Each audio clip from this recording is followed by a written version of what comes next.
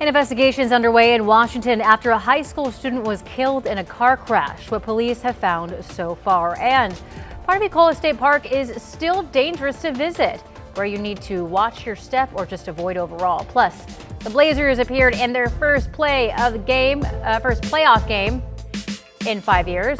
How they did against the Spurs as they get ready for Game 2.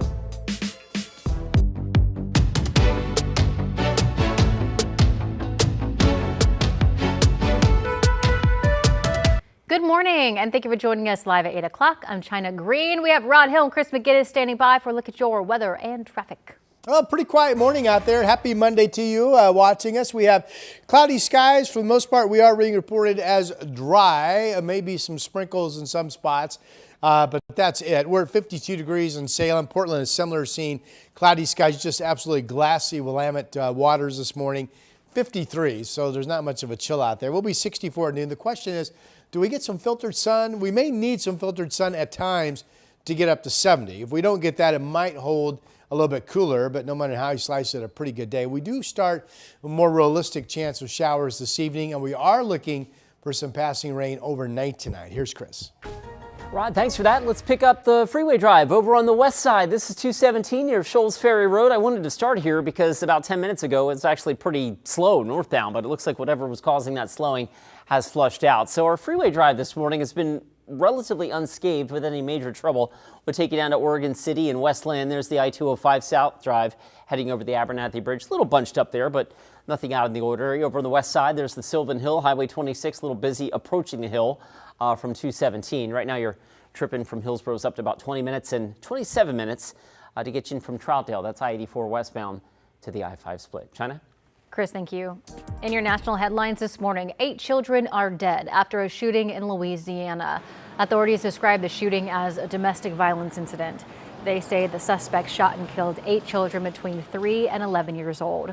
The suspect also shot and seriously injured his wife and a woman who's believed to be his girlfriend before driving off in a stolen vehicle.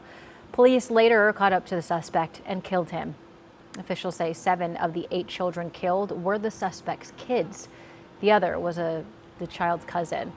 This is the nation's deadliest shooting since January 2024. In Cowlitz County, police are investigating a crash that killed an 18-year-old high school student. Investigators believe alcohol was involved. Sunrise reporter Thomas Schultz joins us live from Mark Morris High School in Longview. So Thomas, what else do we know here? Hey, good morning, China. Yeah, around 8 o'clock last night, deputies with the Cowlitz County Sheriff's Office responded to that one-car crash scene near Rose Valley Road and Maranatha Road. The intersection is where the crash occurred. That's an area that's a gravel roadway near Kelso. Once they arrived on scene, they found a teenager named Eldon Ragsdale trapped underneath the car. He was pronounced dead at the scene. Investigators determined he was not wearing a seatbelt. Ragsdale was a senior at Mark Morris High School here in Longview. 3 other people were in the car. They were taken to the hospital. Authorities say the vehicle was being driven by a 19-year-old.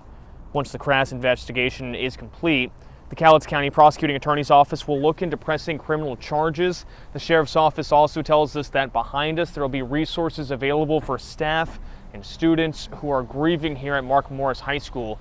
We've reached out to school administrators to look into more about what those resources are that are being provided. We haven't yet heard back. China. Or Thomas Schultz reporting live. Thank you, Thomas. Meantime, police say a 20-year-old man is not expected to survive his injuries after he was shot in Vancouver. Around 2:20 Saturday morning, Vancouver police were called to a parking lot off Southeast 118th Avenue and Mill Plain Boulevard. That's where they found the victim, but say the suspect had already left. Detectives are asking for any witnesses to share what they know, including any video evidence at or near the shooting scene. People at a Salem church were asked to shelter in place Sunday morning while police responded to a suspicious package. It was reported in the area of 4th Street Northeast in Channing just before 8:30 while the church was holding services. Streets in the surrounding area were shut down for 3 hours while bomb experts investigated. They confirmed the package did not contain any explosives, and police are looking into who left the package. And new this morning, a portion of the Clatsop Loop Trail at Ecola State Park has been closed because of ongoing slope failure. Oregon State Park says that a portion of the trail is actively collapsing and is completely eroded into the ocean. They say the area is extremely dangerous and the public is not allowed near it for safety reasons.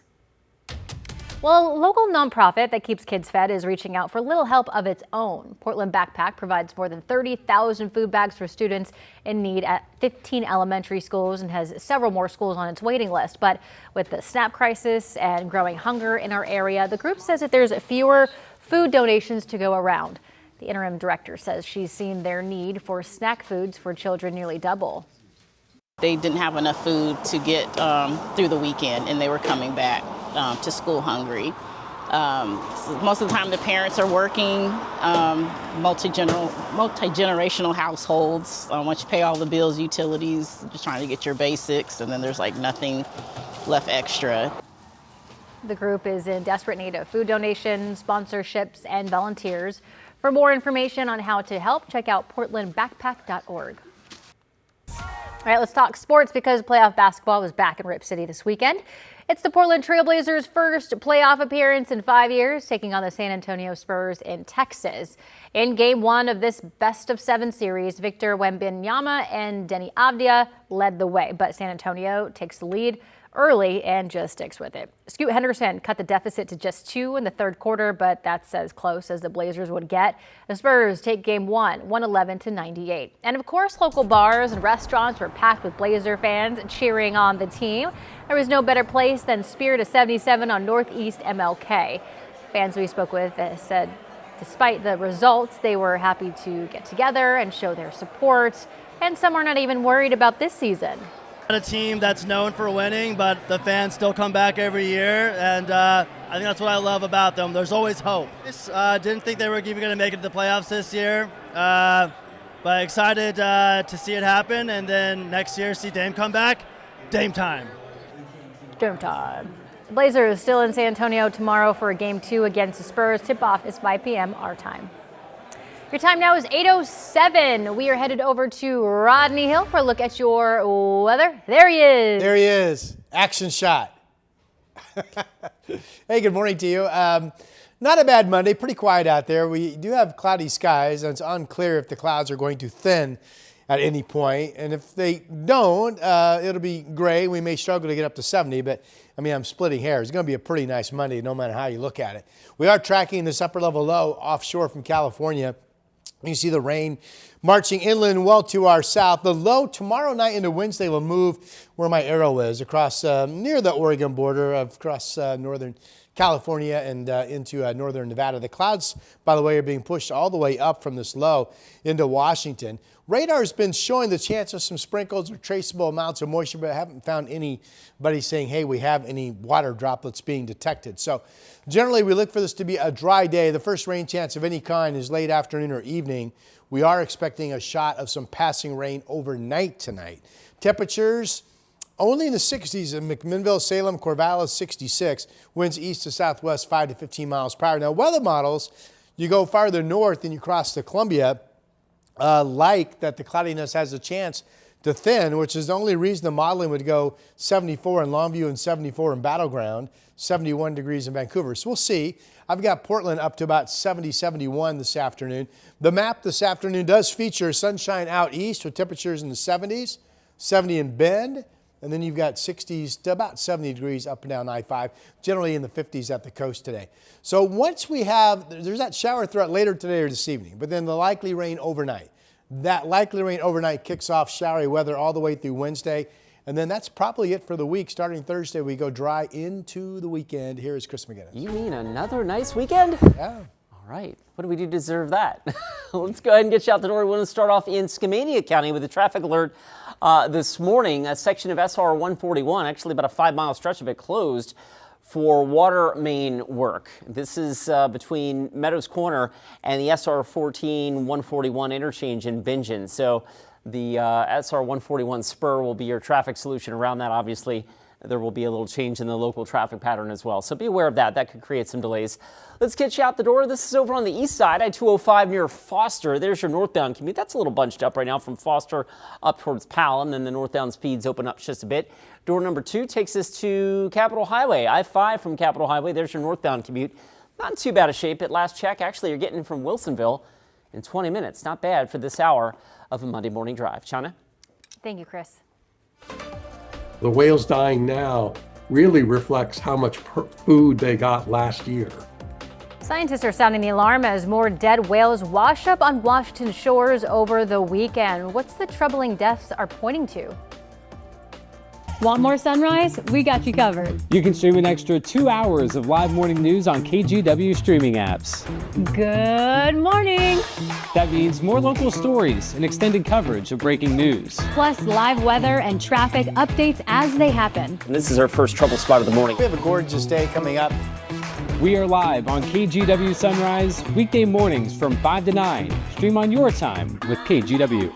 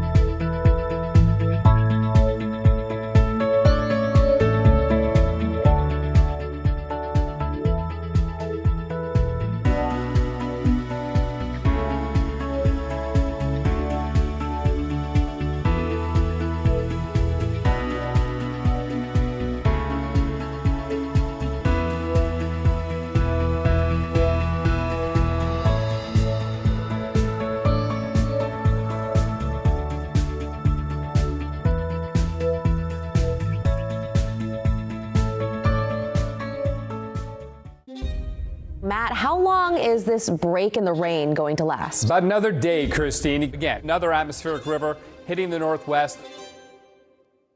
This is significant rainfall coming our way. You'll definitely want to be extra cautious. Certainly becoming increasingly hazardous. We've got the potential for some tree limbs or even trees or power lines to come down. Of course, when you hear thunder, it's always best to take cover. On Weather Impact Alert Days, stream extended coverage on KGW+. Meow, meow, meow, meow.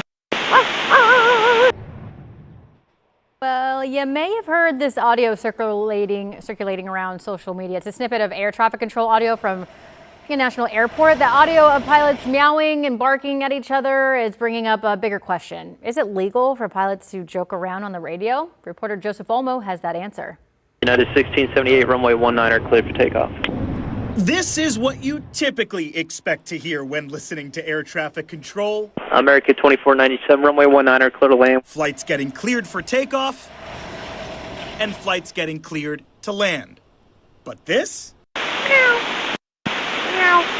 You guys you need to be professional pilots. Yeah, that actually happened here at DCA a couple of days ago. But in order to understand this story, you got to know a couple of things. Let's listen to it again. Meow, meow, meow, meow. Okay, so when pilots talk over the radio, there are a bunch of different frequencies that they can use depending on where they are in their flight. One of those frequencies is known as GARD. GARD is typically reserved for emergencies only, but it's monitored by everybody.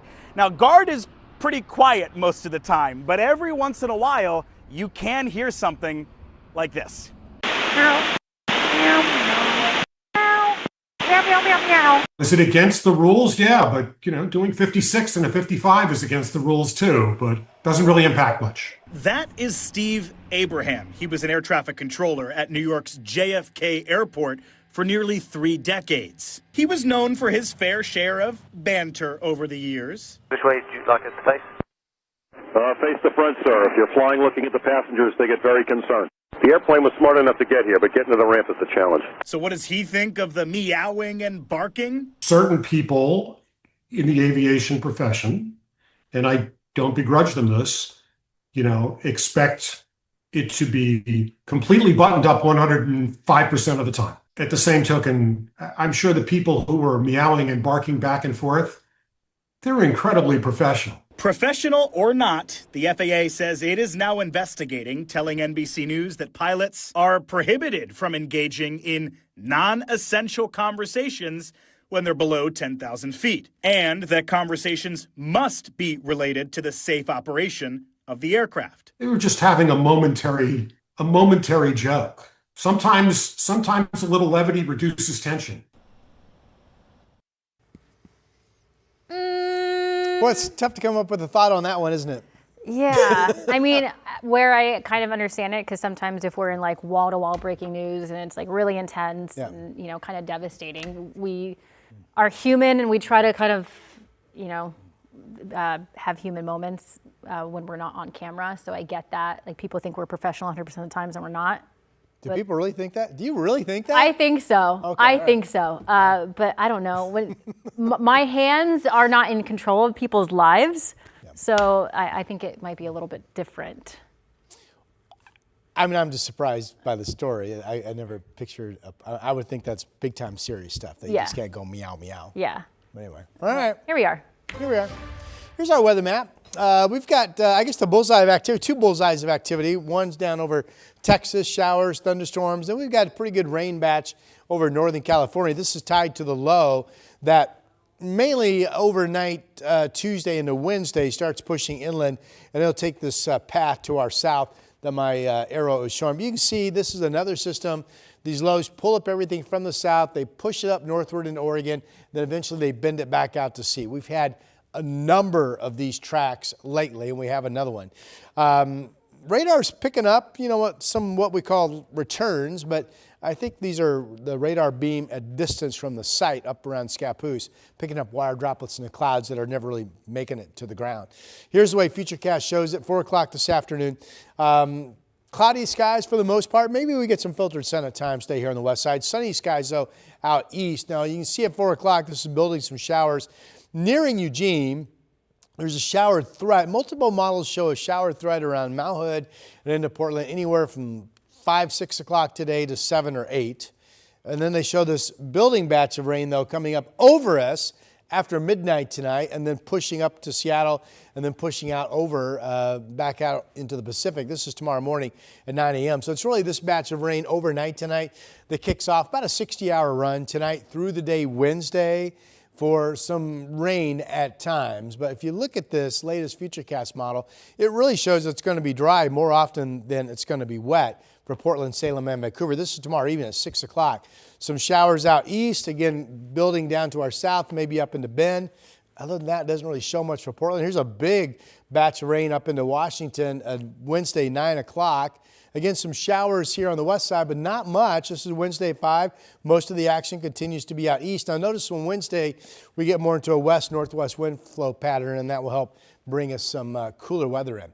Now, if you just look at what I showed you, my assumption is it's going to be tough to get a 1/4 inch of rain or more for the valley. We'll see what we pick up with. It does show about a 1/2 inch of rain potentially at the coast. And then the higher amounts, which is what we saw out in eastern Oregon, about 1 inch in John Day down into Pendleton. So for today, mainly just cloudy and pretty quiet. 53 right now in Portland, low 50s in Kelso and Salem and down to Eugene. 47 over in John Day, where it's going to be sunshine today. Valley forecast will go mostly cloudy, upper 60s to about 70 degrees. It depends on if we get any thinning of the cloud deck or not. This does show weather model projections that the clouds must thin at times up into Cowlitz County, for example, where it could be 74.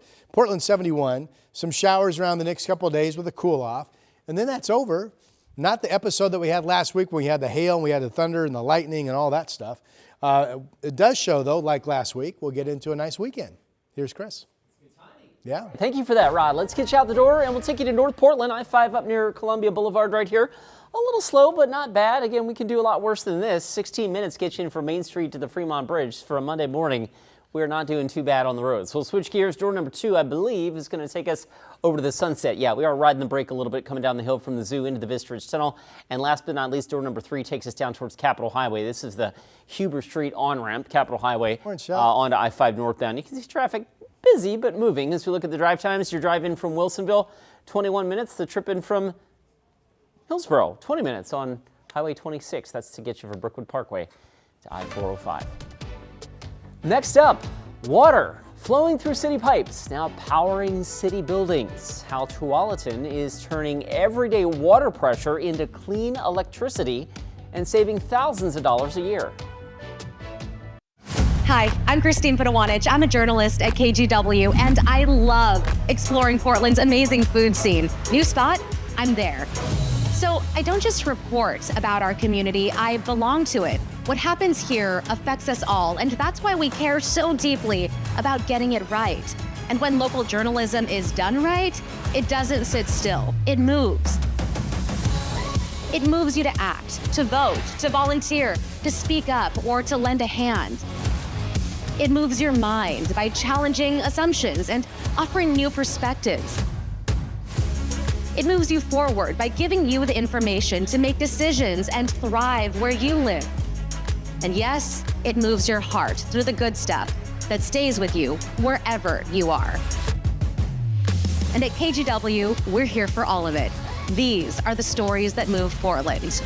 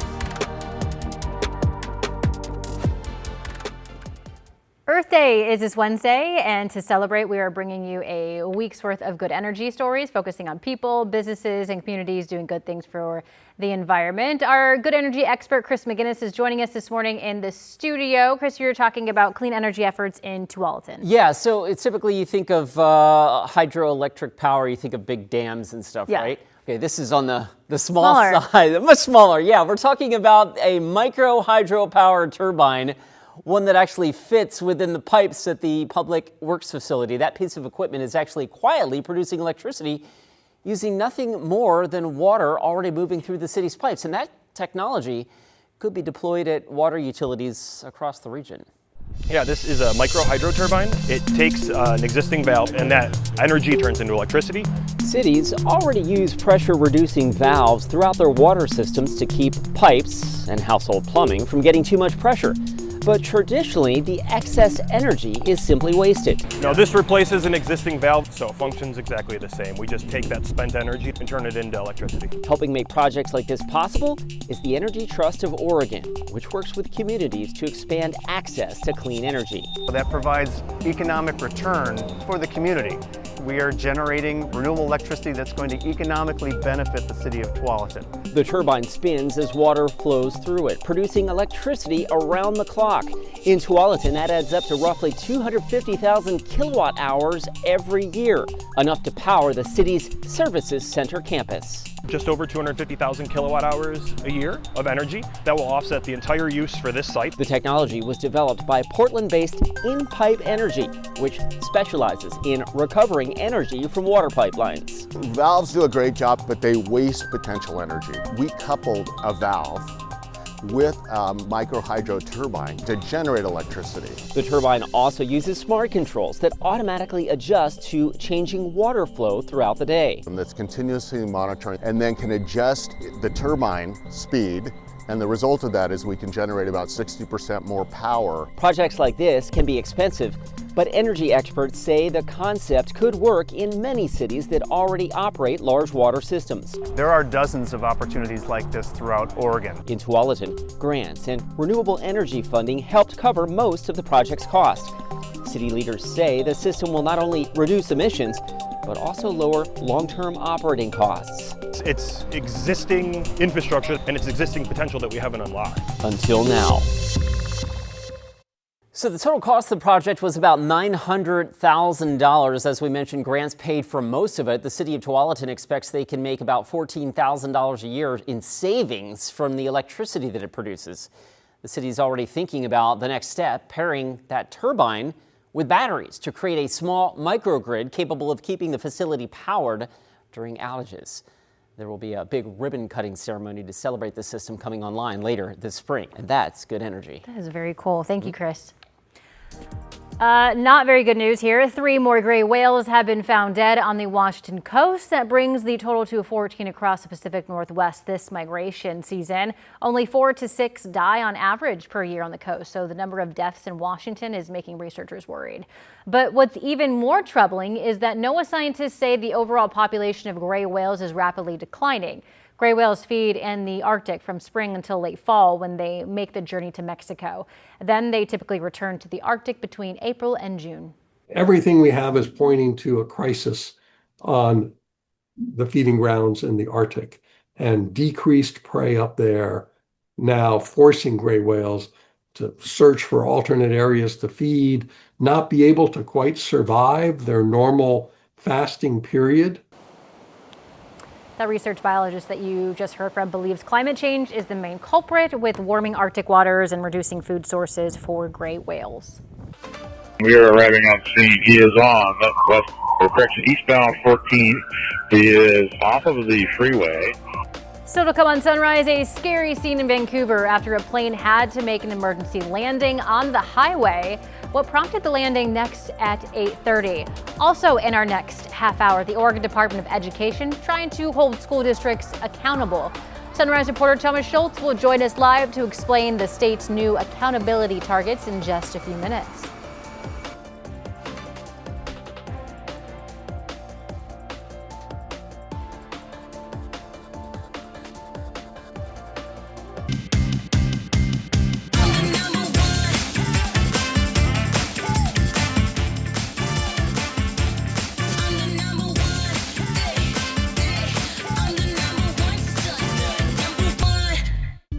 On Weather Impact Alert Days, stay informed, prepared, and connected with KGW and KGW Plus. Coverage that alerts you to what's coming and how it will impact you.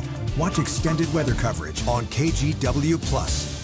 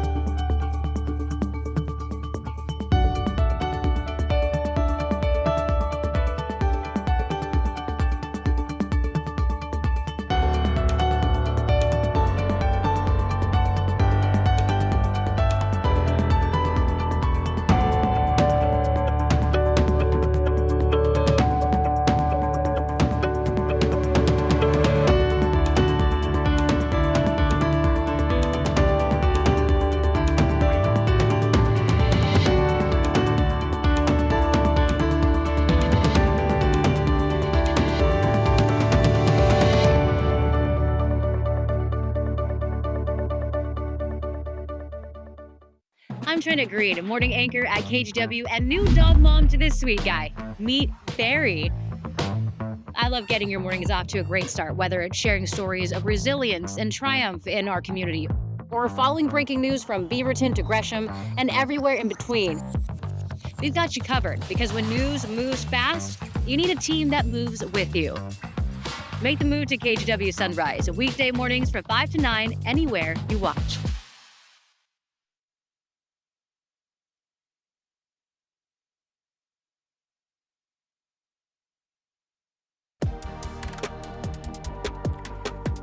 Good morning, I'm China Green. Police are investigating a deadly crash that killed a Mark Morris High School student. Investigators say that alcohol may have been a factor. The crash happened last night near Kelso. 18-year-old Eldendrana Gesdo was found trapped under the car and died at the scene. 3 young people were hurt. The 19-year-old driver could have faced charges. Head over to Rod Hill for a look at your weather. Well, we are looking at cloudy skies. Radar's picking up what might be some sprinkles or traces in some spots, but generally this appears to be a dry day coming up. Here's the Vancouver, the Springs of the waterfront. It's moving, it's moving. Ah, we got a barge right there. We got the Columbia River. The barge is moving, the river's not. 53 is the temperature outside right now. We'll be 64 degrees at noon, partly sunny skies, maybe and then we get up to about 70 for a high. Once we get some rain overnight tonight, which we will, we're in a showery weather pattern through the day Wednesday. Right now, it looks like after that, the rest of the week goes dry, and that would include a very nice upcoming weekend.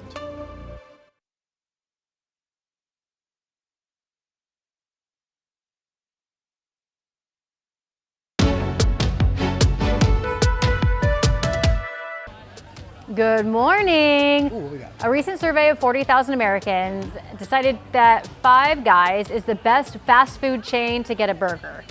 I need to talk to them. Five Guys came out on top with 15.5% of the votes. The chain barely beat out Burger King, where 15% of responders said that was their favorite burger chain. In-N-Out, Wendy's, and McDonald's rounded out the top 5. Now, we like Five Guys. We have one in Hazeldale. They need a better bun. I've said this before. Yes.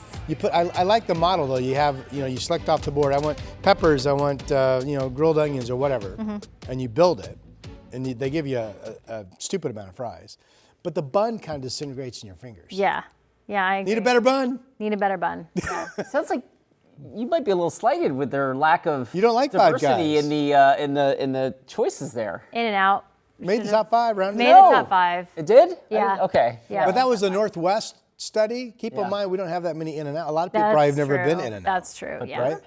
Yeah. Yeah. That one. Is interesting. That one kind of surprised me. Oh boy! All right, here's a look at ours. I do like the Whopper though. I do. I like Burger King's Whopper. Nothing wrong with the Whopper. All right, here's Salem sky camera. Cloudy skies over our state capital, 52 degrees. Portland's the same thing. I don't know why the camera's shaking. It's not windy out. 53 is the temperature. You can see the east wind at 6 and the glassy Willamette waters there. Our day today, not a bad day. The only real question is, are we going to get a period of thinning clouds or filtered sun or not? And if we don't, we may struggle to hit 70, but if we do, we'll hit 70, maybe a little bit warmer. There is statistically a shower threat that begins as early as 5 o'clock.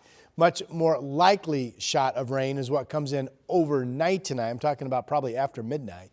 So today we have a lot of sun out in eastern Oregon. It's going to be really nice weather. Temperatures warming up in the 70s. But from Bend to Madras and Sun River over to the coast, generally a mostly cloudy day with increasing shower chances coming up from the south, as I mentioned later today going into this evening. Portland may be as warm as 71. Certainly when we get a shot of passing rain overnight, that kicks off the showery weather at times Tuesday and Wednesday. But the data is really showing more dry time than wet both of these 2 days. And then Thursday we go on another dry run. And right now the upcoming weekend could be completely dry and temperatures looking well up into the 60s, maybe 70 again. So really nice, Chris. Let's start off with some road work. Actually, not road work, but utility work in Skamania County. Big heads up for folks that may use SR 141. It'll be closed today between Bingen and the SR 14 interchange and Meadows Corner. That's about a 5-mile stretch where that roadway is blocked for water main work. So your detour to get around that, of course, will be the SR 141 spur. Obviously, expect some changes in the local traffic pattern while that work is ongoing. Your freeway drive right now, not in too bad a shape. There's I-5 in North Portland. We've been relatively unscathed out there all morning long. The drive hasn't been bad out of Clark County. It's 15 minutes to get you from Main Street to the Fremont Bridge. Sunset, little brake tapping there, coming down the hill from the zoo, little thick on the Banfield. Coming out of the Hollywood district. Right now, you're tripping from Troutdale, about 21 minutes. China, none of these drive times are in too bad a shape for this hour of a Monday morning commute. Back to you. Thank you, Chris. We are arriving on scene. He is on correction, eastbound 14. He is off of the freeway. New dispatch audio is shedding some more light on emergency plane landing on SR 14 in Vancouver over the weekend. The small plane had to land on the highway after reported having trouble shortly after taking off. First responders shut down traffic while they investigated, and fortunately here, no one was hurt. John Adams spoke with people who saw the whole thing happen. A regular Saturday afternoon turned into a day one man will never forget. Leon Koziarski was driving on SR 14 next to Pearson Field when he saw a small Cessna aircraft looking for a place to land. Miracle that no car was right underneath him. There's kind of like a large gap in the highway where most of the cars were just coming on the highway, so there wasn't like a lot of traffic in front of him, thank God. Koziarski grabbed his phone and recorded this dramatic video of the plane landing in the eastbound lanes of SR 14 about 2 miles from I-5. He slowed down a little bit, Took him about a full minute to stop, and then eventually he pulled off safely to the right side. The Cessna had experienced mechanical issues soon after taking off from Pearson Field. I know that airplane had an issue yesterday, and so they were working on it. This man, who also flies out of the airport, says the Cessna was on a test flight at the time. He tells us pilots are trained for emergencies just like this one. It's something that pilots try to practice, but yeah, it's not an easy thing to do. The pilot did an outstanding job of both keeping the airplane safe and just getting the thing down safely. Neither the pilot or any motorists were hurt in the incident. A fortunate ending to a situation that could have been much worse. The pilot, you could tell he knew what he was doing, and it didn't seem reckless or dangerous to the situation other than the cars being there. But it looked very controlled, so in that sense, it was cool to see. Check out this scene in Forest Grove after a tree fell onto a house. This happened around 7:30 Friday night off B Street and 23rd Avenue. The fallen oak tree damaged the house and neighboring garage. Luckily, no one was hurt, and the fire department cleared the area of potential safety hazards.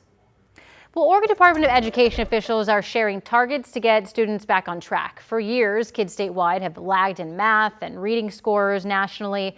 Sunrise reporter Thomas Schultz reports on what state leaders are saying about this. The Oregon Department of Education is trying to make school districts more accountable for their students. Over the past couple of years, legislators down in Salem have passed legislation to ensure that students are actually growing and improving in school and that student outcomes are improving in those school districts across the state. Dr. Charlene Williams, the director of the Oregon Department of Education, admits students aren't getting the outcomes they deserve.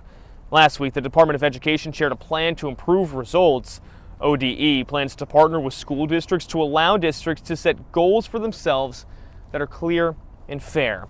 As they've done in the past, ODE will closely track attendance and graduation rates, along with math and reading scores. And some of these goals are really lofty.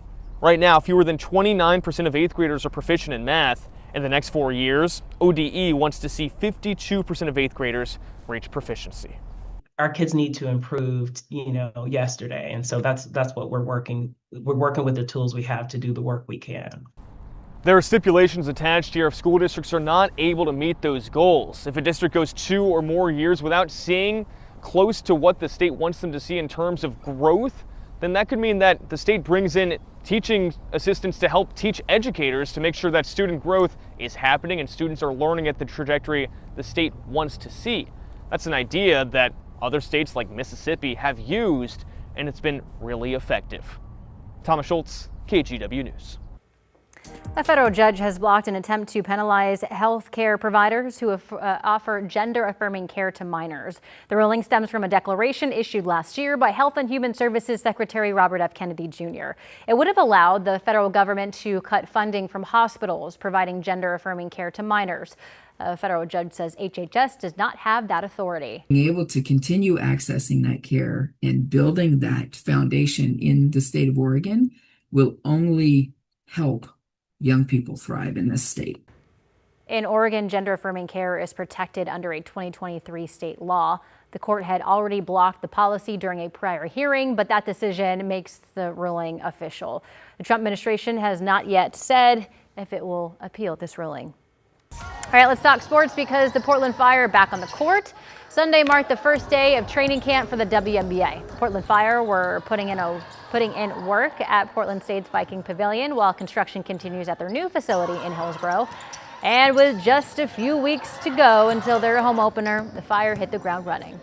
Great feeling to be here. I mean, it feels surreal almost to think 3 weeks ago we didn't even have a team and now we're here and we're in full flow. And I actually feel like we couldn't have been more ready and organized. Everybody's excited to finally be out here again. New team, new squad. So it's really just trying to connect as much as we can right now. But I mean, vibes are high. You guys saw we're talking, we're yapping. It's been incredible. I think Portland has been amazing in the support they showed, especially on social media. When I first signed here, I think everybody, whoever is signed here, has kind of felt that overwhelming love and support.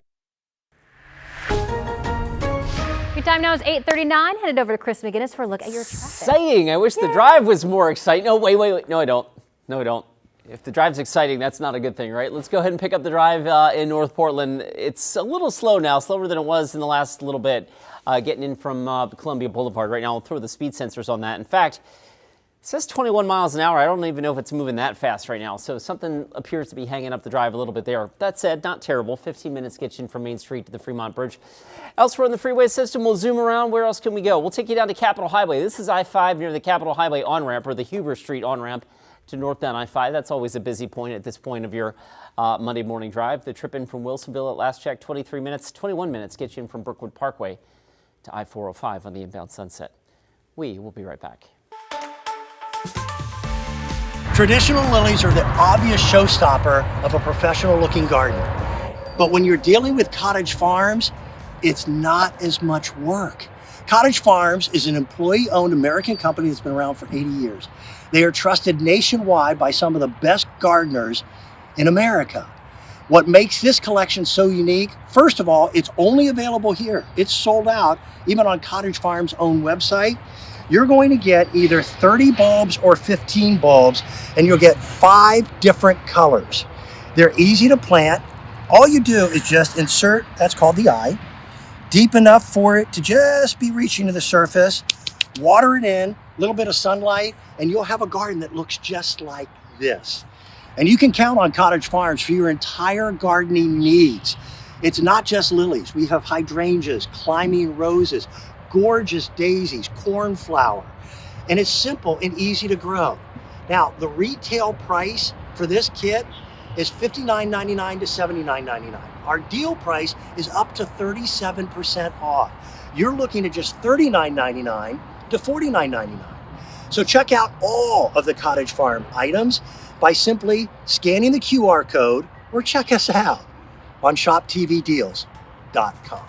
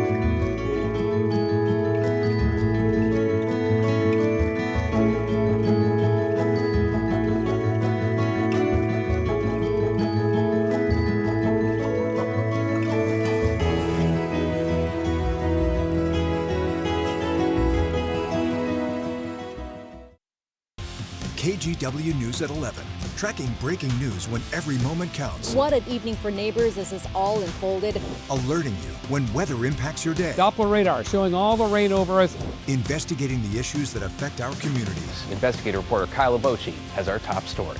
And highlights from the teams you love most. The champs are here.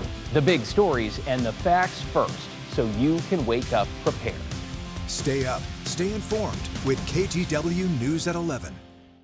Want more sunrise? We got you covered. You can stream an extra 2 hours of live morning news on KGW streaming apps. Good morning. That means more local stories and extended coverage of breaking news. Plus live weather and traffic updates as they happen. And this is our first trouble spot of the morning. We have a gorgeous day coming up. We are live on KGW Sunrise, weekday mornings from 5 to 9. Stream on your time with KGW. Yesterday in Beijing, China, humans ran alongside and competed against robots. Excuse me. And what is now the world's only robot half marathon where people run alongside machines. Janice Mackey-Freyer was there and has all the details. In the race to build robots that are faster and smarter, big strides are being made here in China. At a half marathon pitting more than 100 humanoid robots beside 12,000 real-life runners, the machines were on the move. Some whipping by at speeds up to 15 miles per hour, leaving the entire field behind. The winner, called Lightning, finishing the 13 miles faster than any human ever, 50 minutes, 26 seconds, shattering the current world record by nearly 7 minutes. It was a technological leap from last year's race, when only 6 of 21 humanoids finished and the rest fizzled. This time, nearly half the robots were autonomous, running on their own without people controlling them. While it all seems a bit science fiction, the spectacle here speaks to a bigger race between China and the U.S. to develop machines that think and move like people. Intercity technology robots can run, groove, even get sassy. You are making my circus feel all warm and fuzzy. Robots today have the body of Mike Tyson, but need the brain of Stephen Hawking, says the CEO. Once that's solved, the scope for imagination here is immense. You ready? Go. Humanoids are expected to someday be capable of doing nearly any job, from critical repair work to caring for the elderly. In that sense, it was reassuring the race was not without its setbacks. There were face plants and stretchers, some finishes showing more flair than others. Suggesting humans still have skin in the game for now. Rod Hill's on the weather deck. I don't like it. I don't like it. I don't like it. I will like it if they can mow my yard. Then I will like it. And make you chicken. If they can, and do that. And power wash my driveway, which I got to get done this week. Hate that job. Up here on the weather deck, brought to you by Rick's Custom Fencing and Decking. I like to turn all the way around. And yeah, the solid cloud deck is with us. You can see the top of St. Helens though, and I think you can pretty much see the top of Mount Hood as well. So when the clouds are that high, it typically means there's no rain chance. I think we will get through today being dry here in the Rose City. Let's show you what I am watching. It's just upper level low that's offshore. And if you look at my yellow arrow, this is tomorrow overnight into Wednesday. It's going to move inland across northern Oregon, northern California, northern Nevada, and just kind of clip southern Oregon. So everything's going to be coming up from south to north again. Now this is later, this is this evening. You can see some rain showers mainly gathering to our south. All models show this batch of rain. There it is after midnight tonight, coming up through Portland, all the way to Seattle, and then pushing off to sea. So that will be kind of the kick-starter to a showery weather pattern that will be with us Tuesday and Wednesday. But if you look at this is tomorrow, and then we'll go ahead and play this into Wednesday. The bulk of the rain, and most models show this, the bulk of the rain this time around is going to be out in eastern Oregon. I mean, this is this is Wednesday morning. You see all the rain up into eastern Washington. And then if I play it throughout the day Wednesday, again, most of the precip is out across the east. So overall, what looked to be 2 pretty juicy days of rain here on the west side, models are really backing off on, and they're throwing the rain more out to the east and more across southern Oregon. Now this is a weather model that shows there could still be 2/10 to maybe 4/10 of an inch of rain up and down the Willamette Valley, but I would say that's on the high end, and that would be a 60-hour rain total from tonight through the day on Wednesday. So that's what we're tracking. 53 out there in Portland right now, 52 Salem, 51 degrees out in the Dalles. Bend is at 52. All of the cloudy spots, including the coast, pretty much right around 50 degrees this morning. Valley forecast numbers for you. The question is, will the clouds thin at some point and give us some filtered sun? If they don't, then I'd say we probably do hold in the 60s. Here's Salem showing 67. Winds east to southwest today, 5 to 15 miles per hour. Modeling is convinced that there will be some thinning cloud cover at times up in southwest Washington, which is why from Vancouver to Longview, the automated data shows that temperatures will reach 70 or better. We'll see. It's going to be a nice day no matter how you shake it. Lots of clouds, but pretty pleasant to be out and about. There are the 2 showery days, Tuesday and Wednesday. Right now, Thursday looks to be dry, and then if that's true, that probably kicks off a very pleasant upcoming weekend. So here is our birthday party on a Monday. And we start with Parker, who is 3 years old today. Happy birthday to you.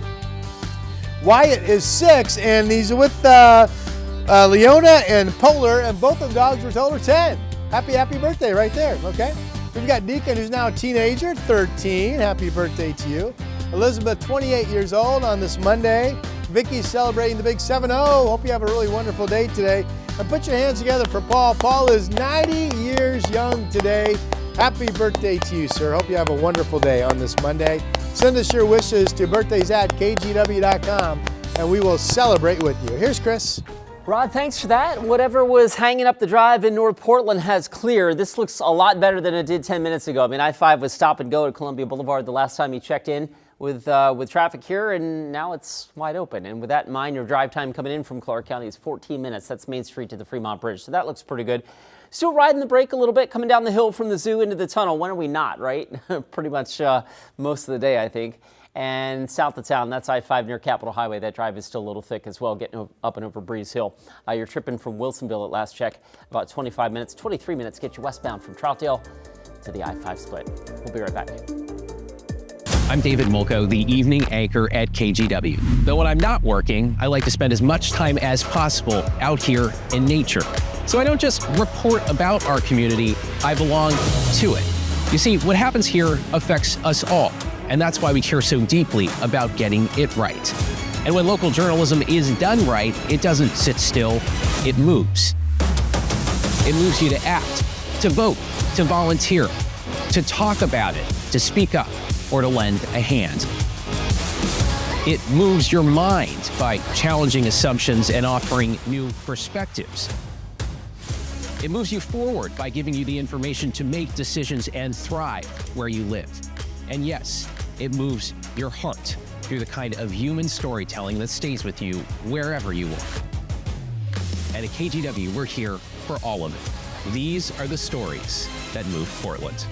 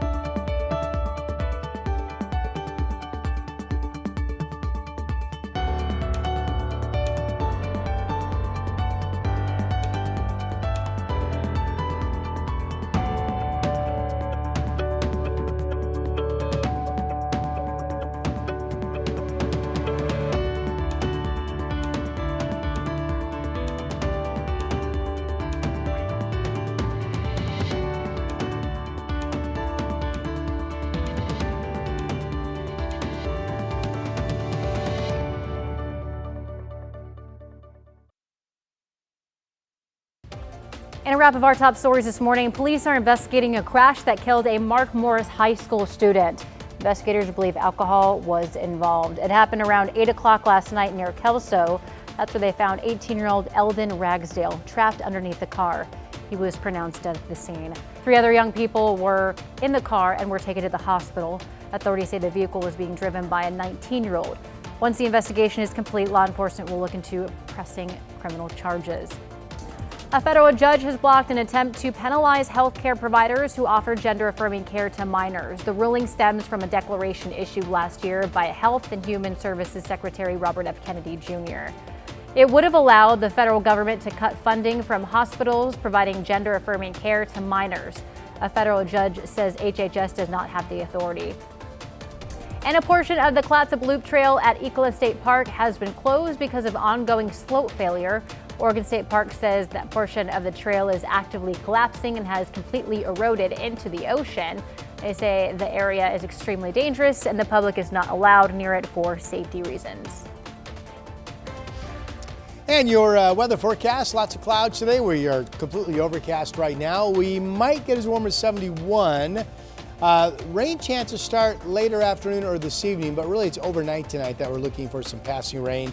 That'll kick off a couple days of showery weather and cooler temps tomorrow and Wednesday. Could next weekend, this upcoming one, the one you're dreaming of, be nice? That's the way it looks right now. Dreaming of a weekend on a Monday morning. Oh, yeah. But who is it? All right, let's go out to Skamania County. Heads up, SR 141 will be closed, about a 5-mile stretch actually from SR 14 to Meadows Corner as the county does some water main line work. The detour around that will be the 141 spur. Obviously, that'll create some changes in the local traffic pattern and some delays and whatnot. Your freeway drive, not in too bad a shape. There's a quick look at the drive times. The slowest commute, let's see. Who are we going to pick on now? Not bad. 20 minutes gets you in from Hillsboro on the Sunset from Brookwood Parkway to I-405. Well, happening today in Portland, 420 celebrations are popping up across the city. Voodoo Donut is celebrating with the return of its Blunt Box special. Living House Beer Company is bringing back its 420 tie-dye party, and the Hollywood Theater is getting in on the fun, hosting 420 Toctacular with a collection of classic psychedelic films. I barely know what any of those celebrations mean. But that's just me. It's about the weed. It's the International Smoke Up I get that. I don't know what the box is a Voodoo had or the anyway. Okay, I'm all right. I'll probably go to the drive-thru at Taco Bell today and celebrate. Way to contribute. Thank you very much. Yay! Hey, a reminder, you can watch Sunrise every day live exclusively on KGW Plus starting at 7, and we have also had another half hour of news at 12:30 and 5:30 right here on Plus. We hope to see you then. Have a great day.